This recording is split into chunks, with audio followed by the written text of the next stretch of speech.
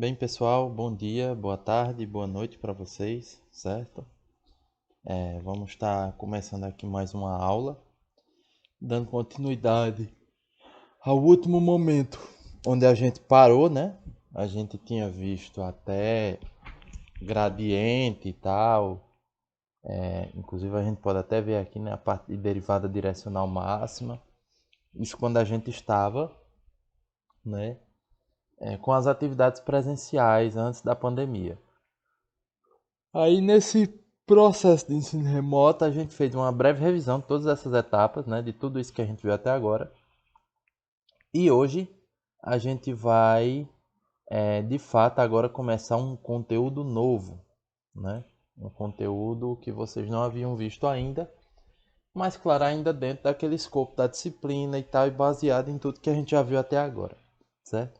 E esse primeiro conteúdo que nós vamos ver, nós chamamos ele de máximos e mínimos, porque essa etapa de máximos e mínimos, ela tem mais ou menos aquela ideia da função de primeiro grau. Não sei se vocês lembram que quando a gente tinha uma função de duas variáveis, né, x, y, a gente tinha como calcular o máximo e o mínimo de uma função, né, o valor máximo e o mínimo. Os chamados máximos locais, mínimos locais e tal. Isso lá no cálculo 1. Aqui a gente também tem como fazer isso. Só que nesse caso aqui,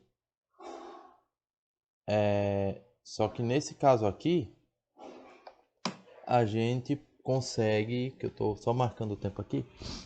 Nesse caso aqui a gente vai ter que analisar em duas direções, né? Na direção de x e na direção de y.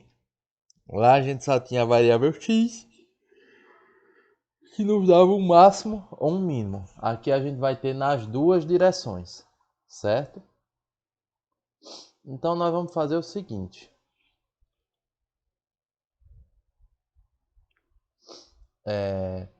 Vamos ver o texto aqui para a gente poder definir como é que esses máximos e mínimos vão funcionar. Um dos principais usos da derivada é a determinação dos valores máximos e mínimos, né? Ou o que nós chamamos de valores extremos.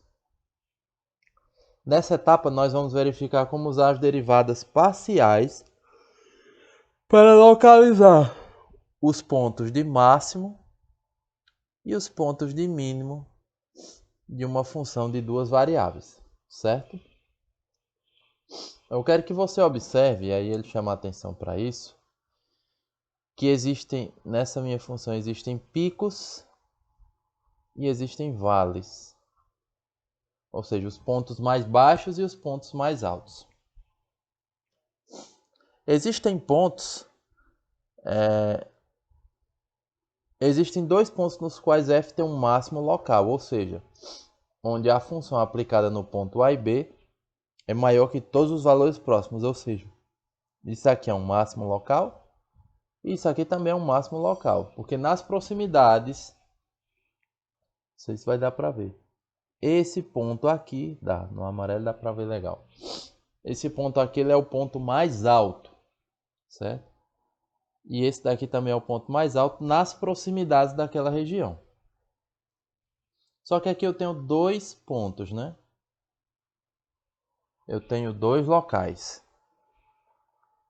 Nesses dois locais, a gente tem o que a gente chama de máximo absoluto. A gente tem os máximos locais. Só que desses dois tem um que é maior do que o outro. Que no caso é esse que está com a outra seta aqui. Então, esse ponto aí é o máximo absoluto. Ou seja, dado todos os pontos que são considerados máximos locais, aquele que tem o maior valor é chamado máximo absoluto. Então nós vamos pegar todos os máximos locais, o que tem o maior valor é chamado máximo absoluto. Da mesma forma, f tem dois mínimos locais, como a gente pode ver aqui, ó.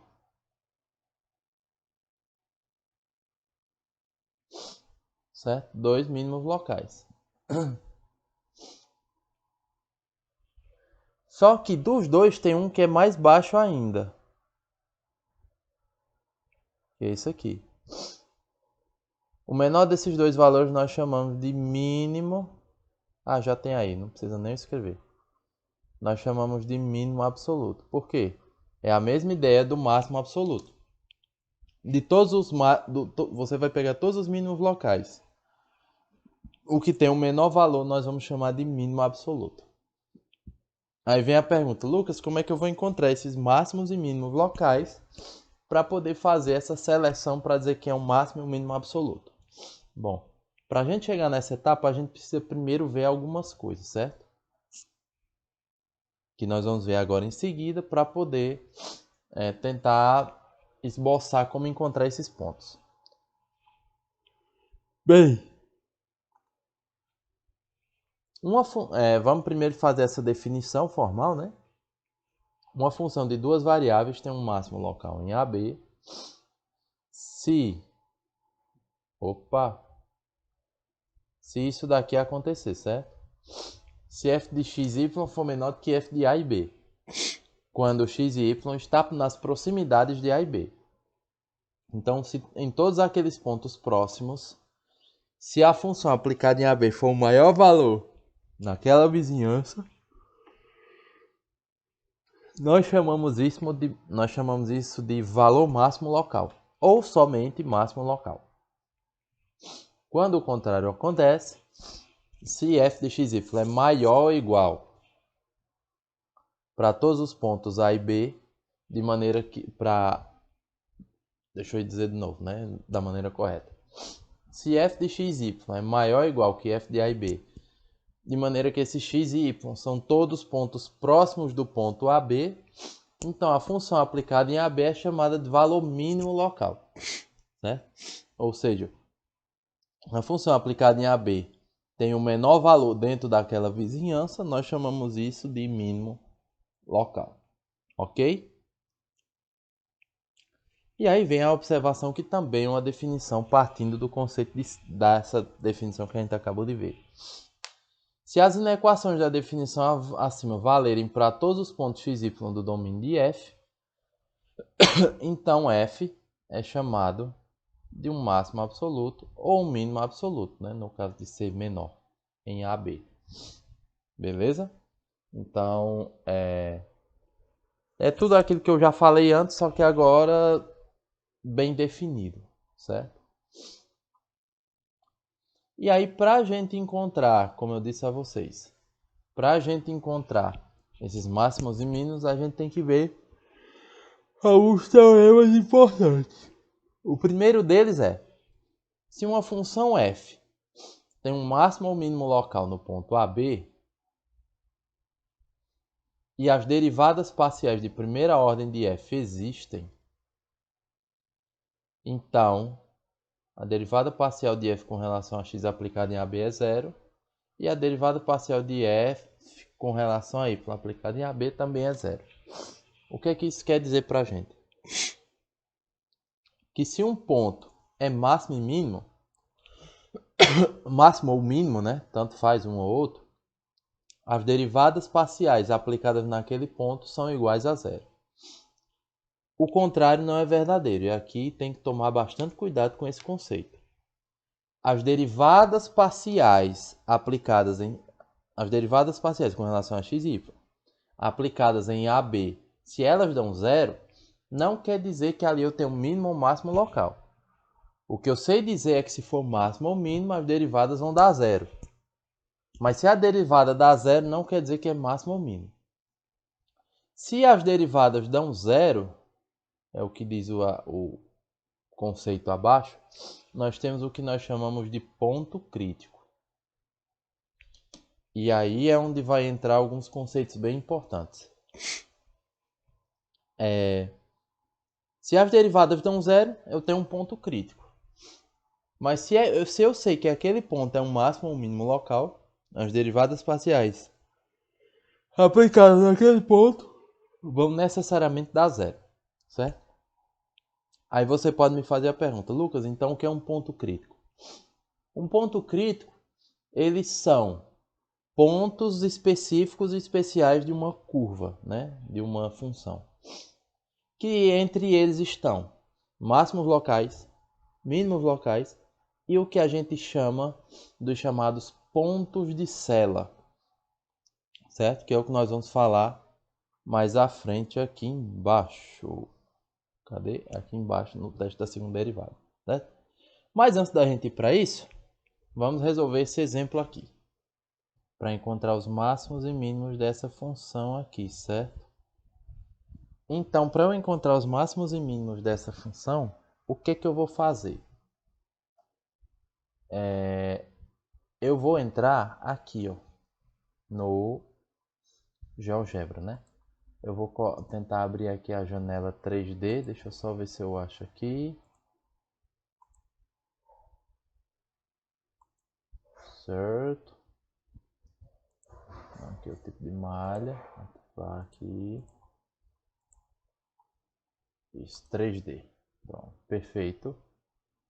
Aí aqui nós vamos digitar o valor aqui, certo? X quadrado mais y quadrado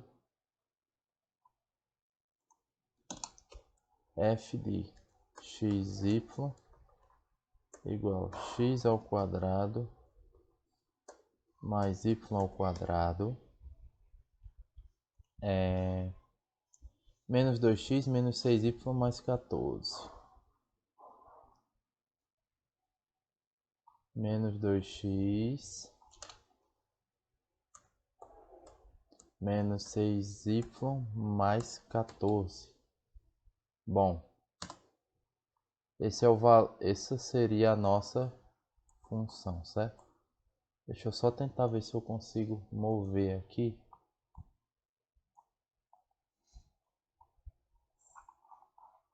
Pronto.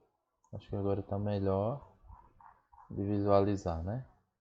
Perceba o que a gente tem aqui. A gente tem um paraboloide, né? O clássico paraboloide. Então, assim, se nós formos diminuir aqui, acho que assim a visualização fica boa, né? Se nós formos diminuir cada vez mais aqui, perceba que o paraboloide ele continua crescendo cada vez mais para cima. Ou seja, ele não vai ter um ponto máximo, certo? Porque ele vai crescer infinitamente. Então, o próximo valor de xy sempre vai ser um valor maior do que o valor anterior. Ele não vai ter um máximo, nem absoluto, nem local. Mas ele vai ter um mínimo absoluto e local, que é essa região aí que nós podemos dizer que é como se fosse o vértice dessa parábola. Então nós vamos precisar encontrar esse cara aí. Como é que nós vamos fazer isso? Da seguinte maneira. Primeiro nós vamos encontrar todos os pontos críticos, certo? E aí a partir desses pontos críticos a gente vai eliminando até encontrar o mínimo local, já que a gente está vendo que não tem máximo local. Então é o seguinte, os pontos críticos, né, eu vou colocar aqui primeiro, são os pontos que fazem f de xy sub x igual a zero e f sub y de xy igual a zero também. Então, quem é a derivada parcial de f com relação a x? No caso é 2x, o x ao quadrado é zero, o menos 2x a derivada é menos 2, menos 6y é zero e 14 é zero. Então, é menos 2x menos 2 igual a zero. Fazendo 2x menos 2 igual a zero, nós vamos ter que 2x é igual a 2, que x é igual a 1. Encontramos um valor para x. Vamos ver quantos para y a gente consegue encontrar. Derivando essa mesma função com relação a y, nós vamos ter 2y menos 2x vai dar zero, né? O x quadrado também. Menos 6y derivando com relação a y fica menos 6. E o 14 também é zero. Então fica menos 2y menos 6 igual a zero. Se é 2y igual a 6, y igual a 3. Então perceba que nós encontramos um único par ordenado, né? Que é o ponto 1 e 3. Esse ponto, nós chamamos ele de ponto crítico, como eu disse a vocês. Só que é o único ponto que nós encontramos. Lembra que eu disse que esses pontos críticos eles podem ser máximos, mínimos, ou chamados pontos de Sela? nós já vimos que lá não tem máximo, né? Porque o maior ponto não existe no paraboloide. A figura ela não tem nenhum ponto de sela. Aliás, poderia até ter, teoricamente. Mas, então vamos assumir que pode haver um ponto de sela ali naquela figura, tá bom? Só que nós verificamos que graficamente existe um mínimo local e um mínimo absoluto, né? Que é justamente aqui, esse vértice aqui de baixo, certo? Esse vértice, o ponto mais baixo. Dessa forma, se nós só temos um ponto crítico e nós sabemos que tem um mínimo, por eliminação, nós encontramos o mínimo local dessa função. Então, como a questão pede os mínimos e máximos, você vai colocar máximos locais não existem, e o mínimo local, o único que existe é o ponto 1 e 3, que é aquele vértice daquele paraboloide. Beleza?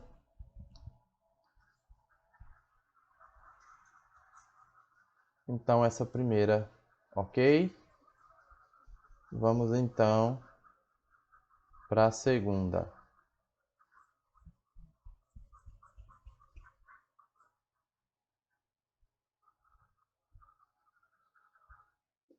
Na segunda questão, ele quer que determine os valores extremos. Os valores extremos eles podem ser mínimos locais ou máximos locais, certo? Ou os chamados pontos de sela. Os valores extremos também são chamados de pontos críticos, né? Então vamos voltar aqui no GeoGebra e vamos tentar desenhar essa função. F de xy, isso é igual a y ao quadrado menos x ao quadrado. Isso me dá essa figura aqui que eu vou tentar deixar ela maior, certo? Acho que tá dando para ver aí, né?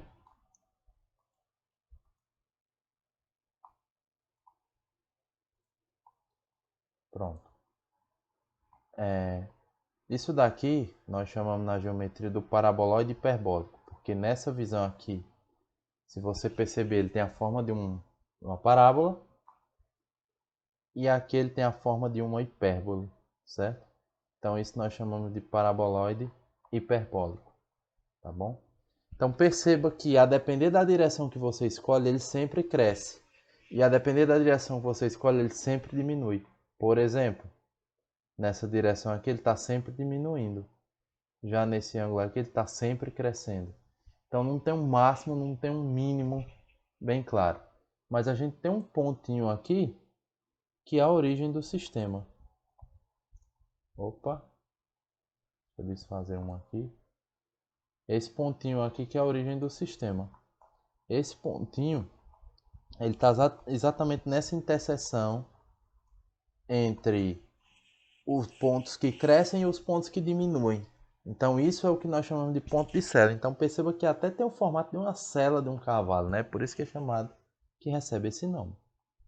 Dessa forma, nós graficamente é possível visualizar que tem como nós determinarmos quem são esses valores extremos, né? Quem são os pontos de sela.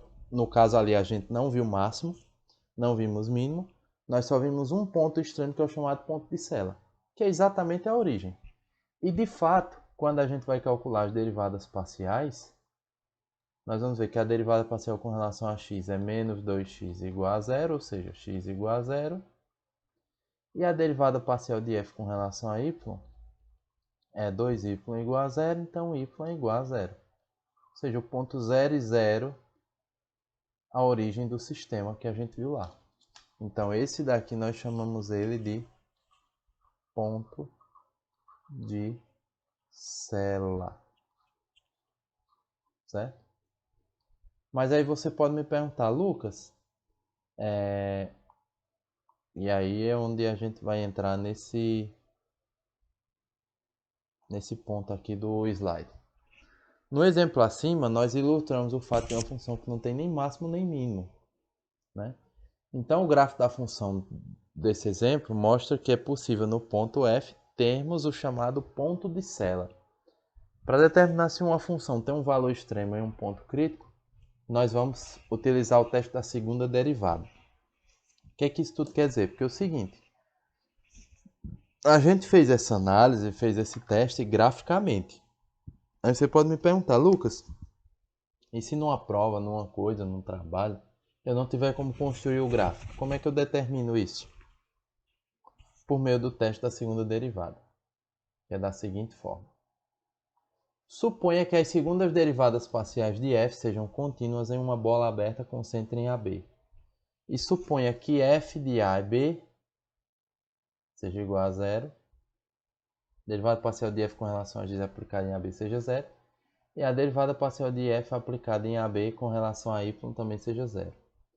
Então, nós vamos aplicar essa funçãozinha aqui, essa regrinha aqui, certo?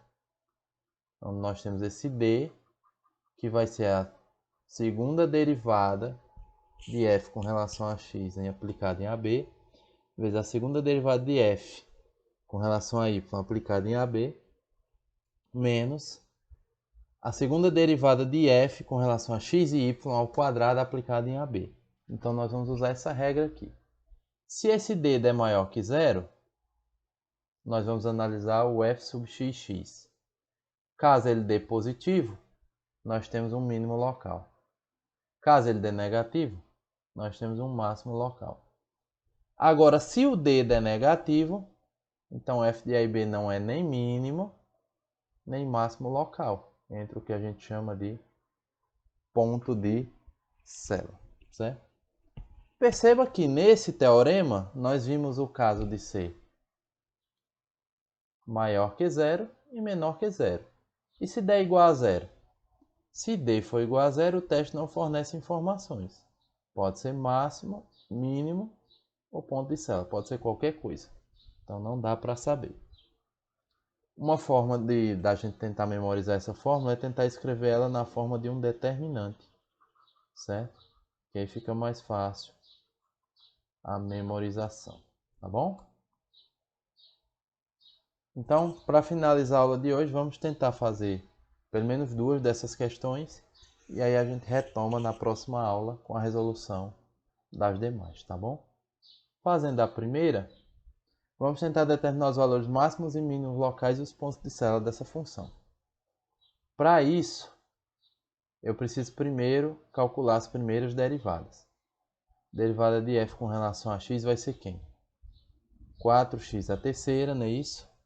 Y a quarta é zero. Derivada de 4xy com relação a x é 4y. E a derivada de 1 é zero. Então, eu tenho que encontrar os pontos que fazem isso daqui ser igual a zero. Ok? E vamos fazer a derivada parcial de f com relação a y, que vai ser 4y ao cubo menos 4x igual a zero também. Então, nós vamos tentar encontrar os valores que fazem 4x ao cubo mais 4y ser igual a zero e 4y ao cubo menos 4x ser igual a zero. Então, o que é que eu vou fazer aqui? Detalhe, aqui é menos também, viu? Pronto. Aqui eu vou botar 4 em evidência, vai ficar x ao cubo menos y igual a zero. Aqui da mesma forma, y ao cubo menos x igual a zero. Então, se eu tenho um produto de dois termos que é igual a zero, isso quer dizer que ou o primeiro é zero ou o segundo é zero. Como 4 não é igual a zero, obviamente, x ao cubo é igual x ao cubo menos y é igual a zero.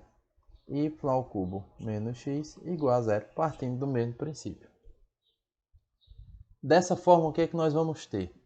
Nós vamos ter que y é igual a x ao cubo e nós vamos ter que y ao cubo é igual a x. Isso daqui me dá um sistema de equações onde eu tenho y igual a x ao cubo e x igual a y ao cubo. E aí vamos tentar resolver esse sistema. De que maneira? Se y é x ao cubo, eu vou substituir na de baixo, onde tem y. Então eu tenho que x é igual a y ao cubo, só que y é x ao cubo, então fica x ao cubo ao cubo. X vai ser igual a x à nona, né? Porque nós multiplicamos os expoentes. E aí eu vou ter que x à nona menos x é igual a zero. Isso aqui dá para resolver. Vou apagar aqui em cima, certo? Para a gente resolver. Ou eu posso descer mais, né? É uma opção também. Melhor do que está apagando. Então, eu vou colocar x em evidência aqui. Vai ficar x à oitava menos 1 igual a zero. Então, eu vou ter que x é igual a zero ou x à oitava menos 1 é igual a zero. X à oitava é igual a 1. X é igual a mais ou menos raiz oitava de 1. É a mesma ideia da raiz quadrada, né? Já que é expoente par. Raiz oitava de 1 é 1. Então eu tenho que x é igual a mais 1 ou x igual a menos 1. Então eu tenho 3 pares ordenados. 3 valores para x. Tendo os valores para x, aí eu vou apagar aqui. Por quê? Pelo seguinte. Eu tenho que x é zero, ou x é igual a menos 1, ou x é igual a 1. Esses valores que eu encontrei, eu vou substituir nessa sentença aqui, para encontrar o y correspondente. Então, y igual a 0 ao cubo, y igual a 0. Y igual a menos 1 ao cubo, y igual a menos 1. Y igual a 1 ao cubo, y igual a 1. Então, eu tenho 3 pares ordenados. 0, 0, menos 1, menos 1, 1 e 1. Então, esses serão os pares ordenados que eu vou substituir, que vão funcionar como o meu AB aqui, certo? Então, vão ser 3 pares ordenados. Esses 3 que eu acabei de encontrar. Ok? Então, vamos calcular o primeiro caso. Vou apagar aqui. Vou deixar só isso aqui, certo? A primeira derivada, nós tínhamos calculado a primeira derivada. Vou colocar elas aqui, né? Que eu acabei apagando. A primeira derivada de f com relação a x de xy foi 4x ao cubo menos 4y. E a derivada parcial de f com relação a y foi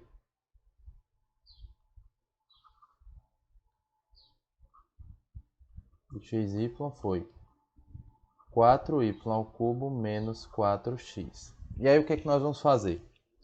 Nós vamos encontrar as segundas derivadas. Então, a derivada parcial de f com relação a x de segunda ordem é 12x ao quadrado. Porque aqui é com relação a y dá zero, né? E a derivada parcial de f com relação a y, né? Já a segunda derivada, no caso, esse daqui é zero, que eu estou derivando agora com relação a y, e vai ficar só menos 4. Beleza? Aqui eu já sei quanto é a derivada parcial da primeira derivada, né, com relação a x. Também é menos 4. Porque eu não sei se vocês lembram do teorema de Clairaut, que as derivadas elas vão dar a mesma coisa se elas forem contínuas. Só que aqui não. Aqui eu vou ter que derivar duas vezes com relação a y. Isso me é 12y ao quadrado. Certo? Então agora vamos fazer as devidas substituições.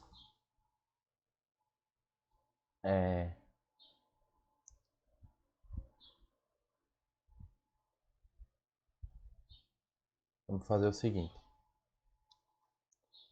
Vamos começar por d de 0 e 0, certo? D de 0 e 0 vai ser o determinante de 12 vezes 0 ao quadrado né? Estou substituindo aqui, agora aqui. Aí o de baixo menos 4 e aqui menos 4. Isso aqui é um determinante de 0, 0, menos 4 e menos 4. Esse determinante é 0, porque se tem uma linha igual a 0, o determinante é 0, ok? Vamos calcular o d de 1 e 1. Isso vai ser 12 vezes 1 ao quadrado, 12 vezes 1 ao quadrado, menos 4, menos 4. Isso vai dar 12, 12, menos 4 e menos 4. Isso vai me dar 0, porque eu tenho colunas iguais. E se eu for calcular d de menos 1 e menos 1,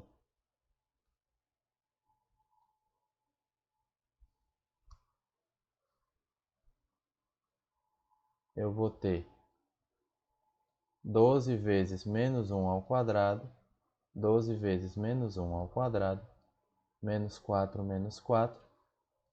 Isso é 12, 12, menos 4, menos 4.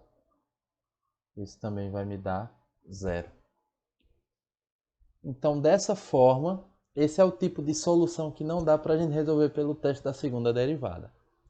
Porque perceba que no teorema ele diz que se o d for 0, aqui ó, o teste ele não fornece informações, pode ser máximo, mínimo ou ponto de Cela. Então nesse caso a gente não vai conseguir sair pelo teste da segunda derivada. Talvez a segunda sim. Aí você me diz, Lucas, como é que a gente resolve então nesse tipo de caso? Só fazendo a aplicação num gráfico para ver como funciona. Então vamos ver aqui quem é a nossa função. X à quarta mais y à quarta, f de xy igual x à quarta mais y à quarta menos 4xy mais 14. Vamos visualizar. Não está dando para ver nada, né? Vamos dar uma aumentada aqui, uma aproximada.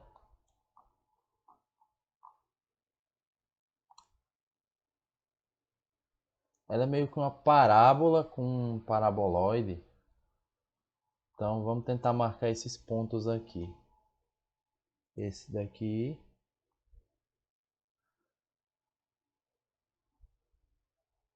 Esse daqui. Tá marcando os pontos, não?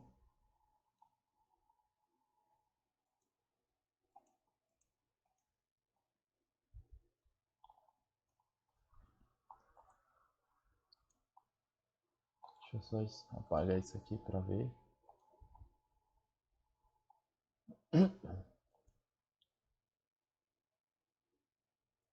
A gente tem um ponto aqui, né? Que na verdade é o ponto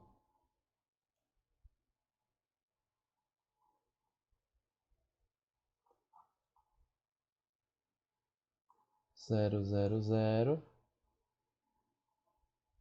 Apagar esse B aqui.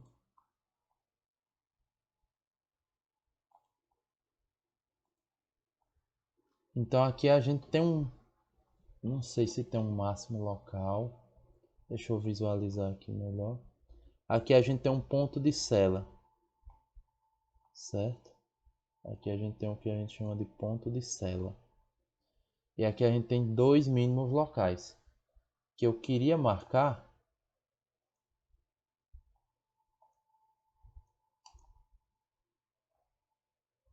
Mas eu não estou conseguindo. Enfim, o que é que eu vou fazer? Eu vou tentar visualizar melhor essa figura aqui. Tá meio esquisita. E aí eu trago para vocês na próxima aula, tá bom? Até porque a gente já está se aproximando de um tempo muito grande de vídeo, certo? Então é isso. Espero que vocês tenham gostado. Na próxima aula eu vou trazer a resolução das demais, certo? Tentem fazer a lista, já dá para fazer algumas coisas, tá bom? E aí na próxima aula a gente continua. Aquele abraço, tchau, tchau.